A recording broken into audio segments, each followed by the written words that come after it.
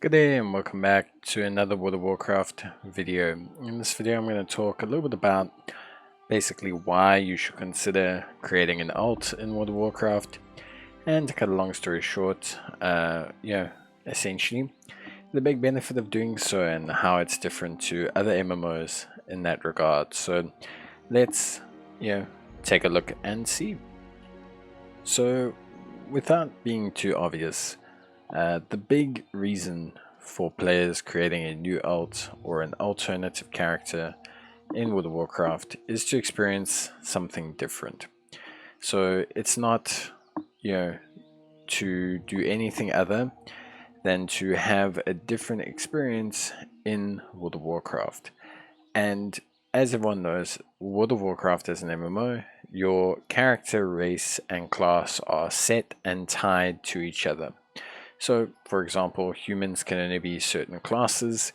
When you make a human and you make them a hunter, for example, that character is a human hunter. They can be nothing else. If you make a character, you can optionally pay for things like a race change. But generally speaking, the more obvious situation would be to make an alt. So alts are there to experience a different version of the game. Maybe, for example, you've been playing a paladin on your Lightforged Draenei, and instead you want to be able to experience the game as a shaman on your Zandalari Troll. Maybe you want to go and experience being a priest on your Blood Elf. Maybe you want to experience being a warlock on your Void Elf. It is really just to experience a completely different style of gameplay. But you shouldn't always just create a whole bunch of alts. I think a lot of people tend to make alts and just have a whole bunch of them. So let's kind of talk about what you should do to create successful alts. So when creating your alts, I think it's super important firstly to look at your list of characters. Never ever make the same class multiple times unless you're just a super big fan of that class.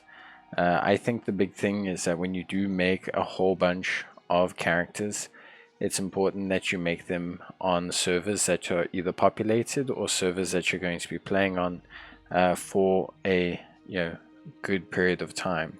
I think when you make a character and you use them on a server where you don't have friends or that isn't populated, those alts don't tend to be successful.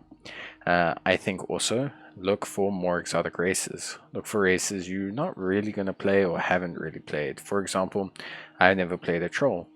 Maybe it's time to play a troll. I've never played a healer. Maybe it's time to play a shaman troll healer.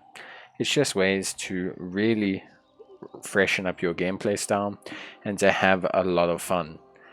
When you are starting an alt, especially if that alt is in a class you've never played or in a spec you've never played, let's say you're playing healer for the first time or tank for the first time, try and avoid using level 70 boosts. As much as it's cool to use a level 70 boost on a character, it's really not something I would suggest doing, and instead rather use it on characters that you either have not played or classes, or sorry, you should use the boost on classes you're more comfortable with, or maybe older characters that you're looking to just refresh.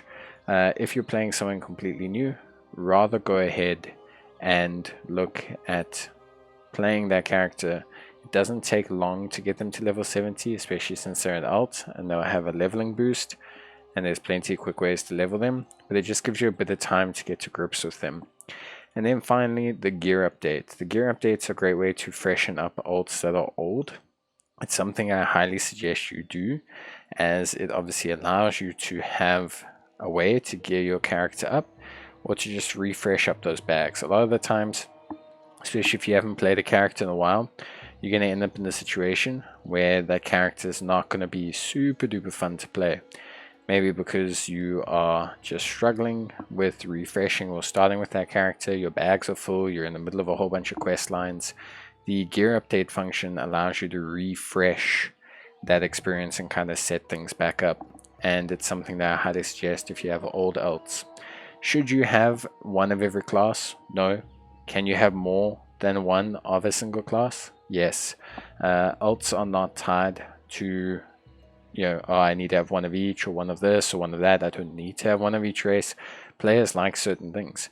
I, for example, don't like gnomes. They're not characters I like. I'm never going to make a gnome priest. I don't like playing healer. I don't like playing gnome priest. I might make a Lightforged Draenei priest. I might make a Void Elf Shadow priest. But I will never make a gnome priest. And that's fine. It's okay.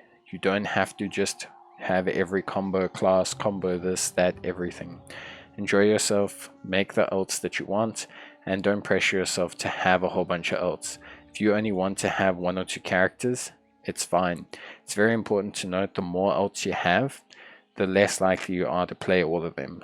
Ults are more a flavor of the month type of thing, and I highly suggest you look at either making a new ult near the end of a season to have them ready to experience another new season of the game, or I suggest that you have ults that you just don't have lots of, and you play the game significantly on 1, 2, or 3 characters, but you have quite diverse characters. So you have like a healer, a tank, a melee DPS, a range DPS, a spellcast DPS, and you're pretty much good with 5 characters, but they're all very different playstyles.